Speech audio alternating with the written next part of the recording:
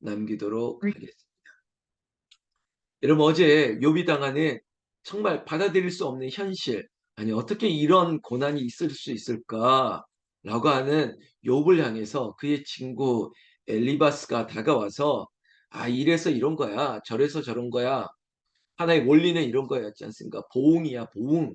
네가 죄 지었으니까 이 어려움을 당하는 거야. 그래 네가 죄가 많으니까 자식이 죽은 거 아니야. 네가 죄가 많으니까 재산을 다 잃어버리고 사기당하고 그렇게 당한 거야. 네가 오죽했으면 아내가 도망갔겠어? 네가 오죽했으면 병에 걸렸겠냔 말이야. 이 모든 게 다 너 죄 때문이야. 이렇게 얘기하고 있거든요. 누가? 친구 엘리바스가 그렇다는 것입니다. 생각해 봐라. 죄 없이 망하는 사람이 있느냐? 분명히 이유가 있어. 이유. 그 모든 것들은 너의 죄 때문이야. 죄송합니다. 한 번만 얘기할 거예요. 참 싸가지 없죠. 아니 그렇게 함부로 그렇게 잣대를 댈 수 있습니까? 야, 애가 아픈 거는 부모의 죄 때문이야. 아니 그럴 수 있다 할지라도 그러면 되겠습니까? 애가 왜 장애가 생겼냐고. 분명히 엄마나 아빠 둘 중에 하나가 큰 죄가 있어서 그런 거 아니냐고. 집안에 무슨 저주가 흐른다고. 그러면 이 자리에 있는 우리 모두가 다 문제가 있죠. 다. 아니 저는 아마 살아남지도 못했을 겁니다. 죄 때문에 막 이렇다면 제가 지은 죄가 얼마나 많은데요. 그렇지만 예수님께서 예수 그리스도의 십자가 보혈로 깨끗하게 하시고 용서하셨기 때문에 이렇게 살아가는 것이지. 그냥 "죄 때문이야. 죄 때문이야." 이렇게 얘기하면 안 됩니다. 그러시면 안 되죠.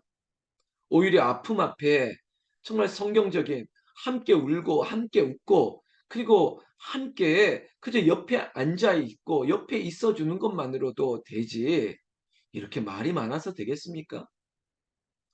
자 오늘 이 대만 사람 엘리바스의 얘기가 계속 이어지고 있습니다.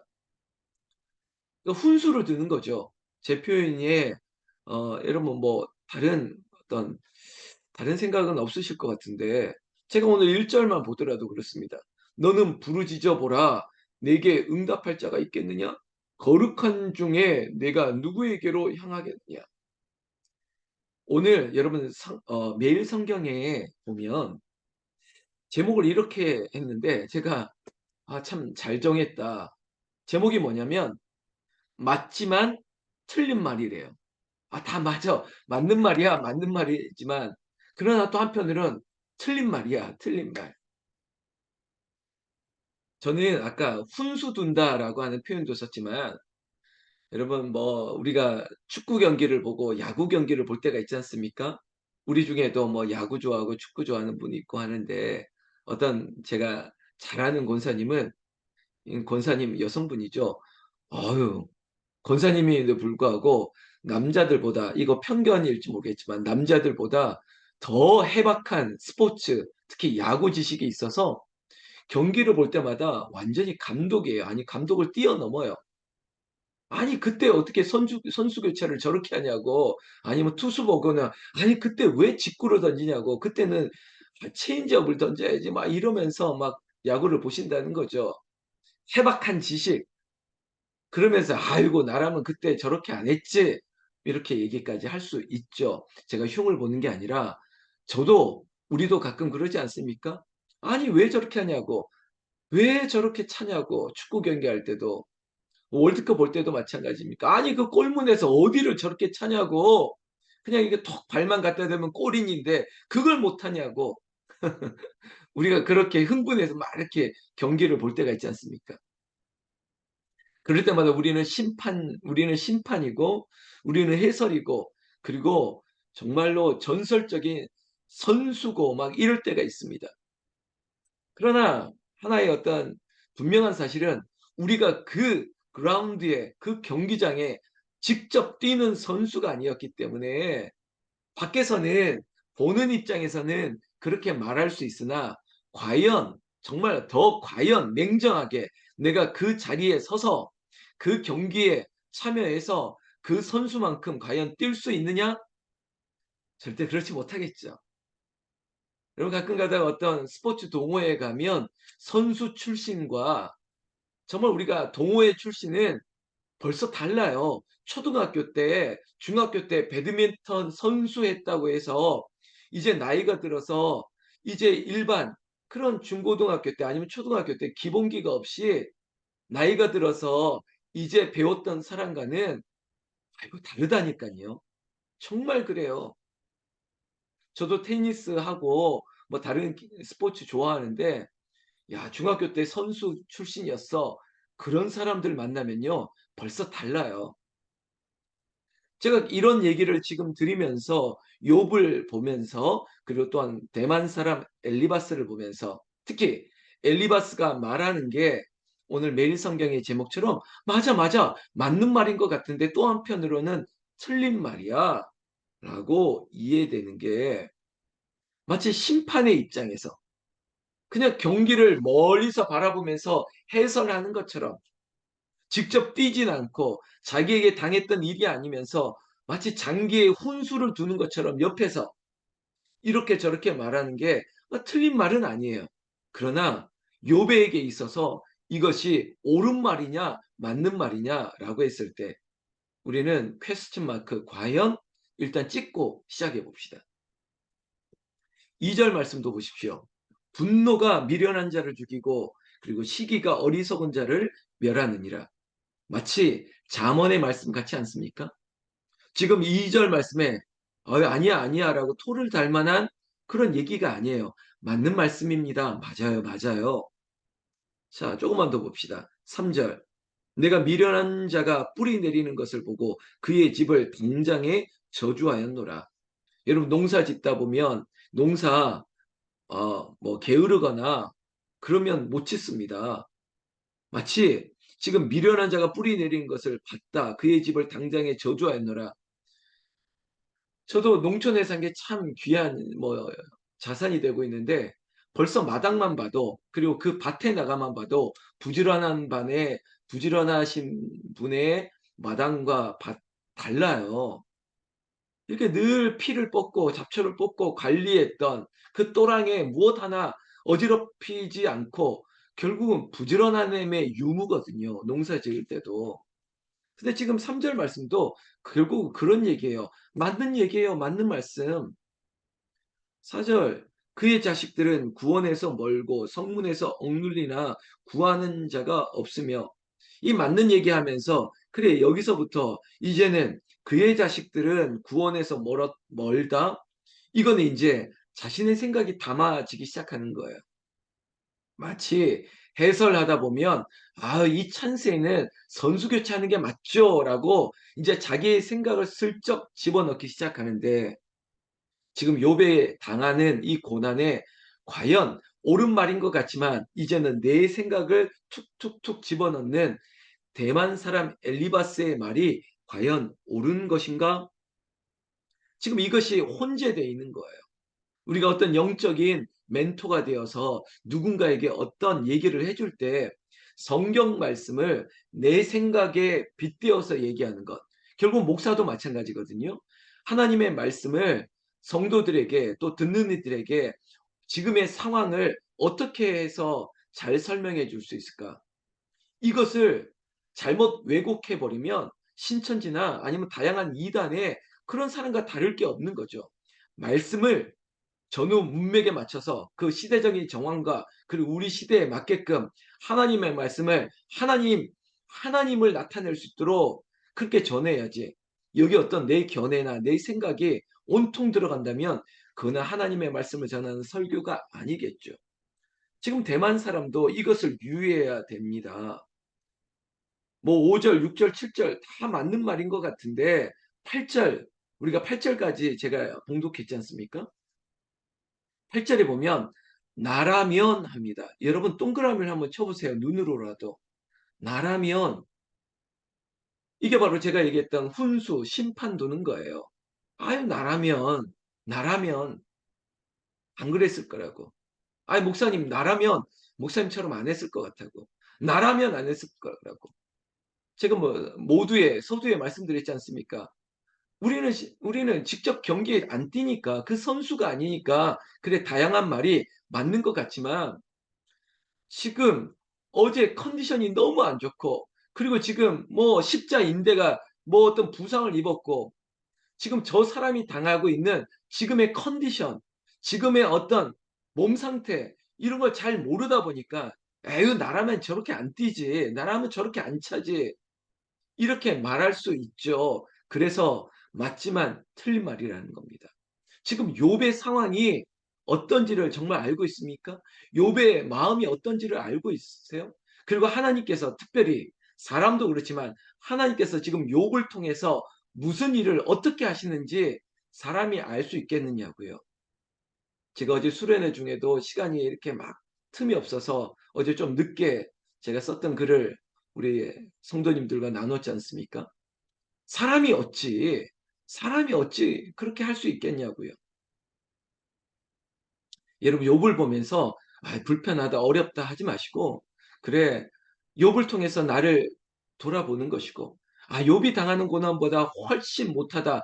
훨씬 더하다.' 이런 비교가 아니라 정말 사람이 어찌 판단할 수 있겠으며 사람이 어찌 하나님의 일을 알 수 있겠으며 그저 욥을 통해서 하나님 나를 더 돌아볼 수 있는 은혜와 겸손이 우리에게 은혜로 머물면 그게 좋은 것이라는 거죠. 8 절에 나라면 엘리바스 나라면 하나님을 찾겠고 내 일을 하나님께 의탁하리라. 이 맞는 말이죠. 근데 지금 욥이 지금 당하는 고난 앞에 그러면 엘리바스 말대로 한다면 하나님을 안 찾고 있는 겁니까? 그러면 하나님께 맡기지 않고 있다는 걸까요? 어떻게 이렇게 쉽게 판단하죠? 이게 말이라고 말입니까? 그래서 오늘 제목이 제가 야 맞지만 틀린 말이 정답이네 정답. 여러분 가끔 인간관계 사회생활 하다 보면 참 말을 예쁘게 하시는 분들 만나지 않습니까? 아니 어떻게 저렇게 말을 제가 역설인 거 아시죠? 말을 저렇게 예쁘게 하지? 아니 이 상황에서 꼭 저렇게 말씀을 하셔야 될까? 아니 왜 저렇게 말씀을 예쁘게 하시지? 뭐 이런 거 여러분 경험해 보셨죠? 그래서 일이 힘든 게 아니라 저렇게 공감하지 못하는 저 사람들과 함께 있다는 게 막 스트레스가 되고 막 피곤하고 막 이럴 때가 있지 않습니까? 어제 하루 동안도 이런 경험이 있으십니까? 여러분 제가 이렇게 말씀드린 건 저도 어제 수련회를 하면서 얼마나 말을 듣는데 여러분 제가 뭐 거짓말이 아니라 저는요 제 스타일이 그래서 그런지 정말 자랑만 하거든요.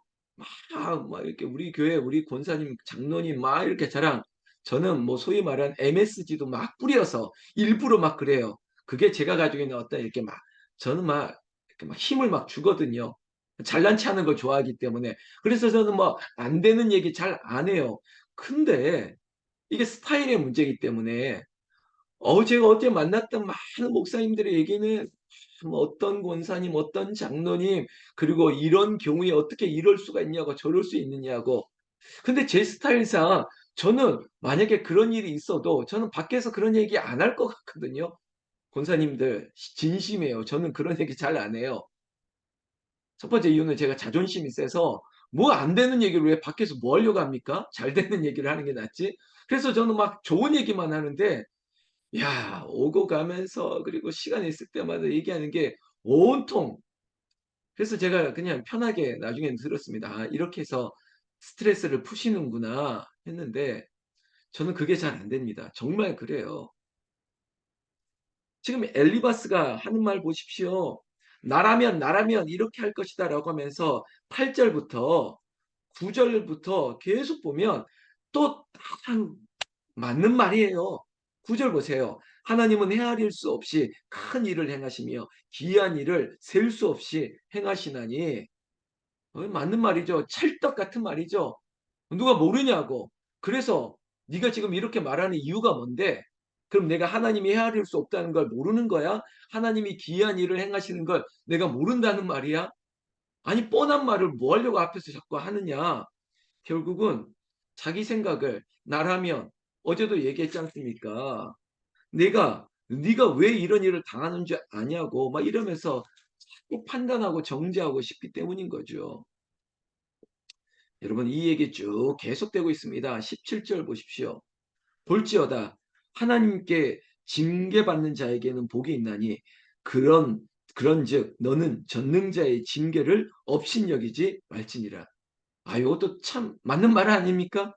하나님은 징계받는 자에게 복이 있다고요. 지금 당하는 게 징계라고 심판이 아니야. 아이고 알기는 참 잘하네. 그러면 정말 이제 되묻것이고 너라면 그럼 너는 정말 제가 그랬지 않습니까? 그렇게 똑똑하고 그렇게 잘하면 네가 가서 한번 뛰어보지? 막 이렇게 말하고 싶을 때가 있는 거죠. 18절에 하나님은 아프게 하시다가 싸매시며 상하게 하시다가 그의 손으로 고치시나니 맞는 말씀이죠? 맞는 말이야. 근데 이렇게 얘기하는 이유가 뭔데 막 이렇게 손 붙잡고 같이 막 울고 웃으면서 막 기도해 주려고 하는 게 아니라 결국에는 정죄하는 거 아닙니까? 판단하는 거 아닙니까? 이 얘기를 끝까지 하고 있어요. 오늘 이 얘기 너무 많으니까 맞는 말만 자꾸 하니까 27절 마지막 보고 우리가 영적 교훈을 받고 기도할 텐데 볼지어다 우리가 연구한 바가 이와 같으니 너는 들어보라 그러면 내가 알리라. 야 연구까지 했대요. 아이 뭐 내가 인생을 살아보면서 내가 다 여러 사람 겪어봤지만 지금 이럴 때는 이렇게 해야 돼. 야 박사 났네 박사. 그러니까 가끔 보면 예수 믿는 사람들 보고 아이고 변호사 났네 변호사. 아이고 어이구 진짜 다 잘하네. 오늘 엘리바스로 본다면 자기가 그러지 않습니까? 연구해 봤다지 않습니까? 연구해 봤다고. 그러니까 들어보고 네가 보면 알게 될 거라고. 마치 "봐라, 봐라. 내 말대로 된다. 꼭 봐라. 결국은 내 생각대로 된다. 내 말이 맞나 틀리나 한번 보라고." 이렇게 말하는 거랑 똑같아요. 누가? 지금 엘리바스라고 하는 사람이. 여러분 혹시 우리 주변에 엘리바스 같은 사람 있습니까? 엘리바스 같은 사람 있으면 어떻게 해야 될까요? 지금 욥에게 엘리바스와 같은 사람 한 사람만 있어도 피곤할 텐데 아니요. 우리가 내일부터 또 6장 보겠지만 여러분 욥이 대답하고 뭘 대꾸하더라도 마치 우리에게 이야 뭐 여우 같은 사람이 딱 나타나서 이것 때문에 잠깐 또 이겨냈는데 아니 두 번째 이 호랑이 같은 사람이 오네요. 또 이거 이겨냈더니 또 저기 보니까 이 곰 같은 사람이 오네요. 뭐 이런 거예요 인생에. 이 사람 저 사람 저 사람 이걸 다 겪어내야 되는 게 인생이라면 여러분 사람의 말을 이 사람의 말 듣고 만약에 철렁 가슴 철렁하고 하면 못 삽니다. 그래서 저도 뭐 제 말이 "목사님 저도 알아요." 이러지 말고 오늘 말씀으로 영적 교훈 삼으니까 아는 말이라도 우리는 아는 걸 행하는 게 중요하니까 여러분 오늘 하루 만약에 또 피곤하더라도 결국은 하나님께 대답하고 하나님을 붙들어야 돼요. 이 말 들었다고 저 말 들었다고 철렁하고 엎어지는 것이 아니라 '그래 나는 이럴수록 더 하나님께로 가까이, 하나님께로 더 가까이' 여러분 하나님에게 위로받고 하나님의 말씀이 귀에 마음에 박히는 그런 은혜가 저와 여러분들에게도 있기를 우리 주 예수님의 이름으로 축원합니다. 축원합니다. 기도할까요?